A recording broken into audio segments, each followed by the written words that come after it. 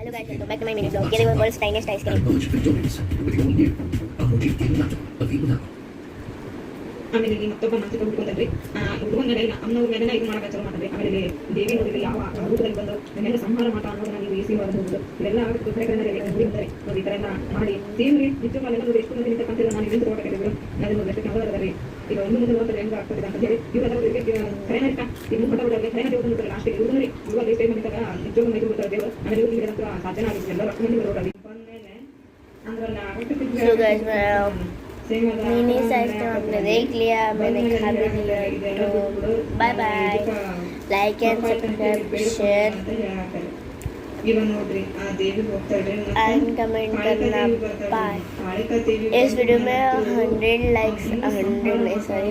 100K likes है तो मैं वर्ल्ड्स बिगेस्ट आइसक्रीम खाऊंगी. बाय.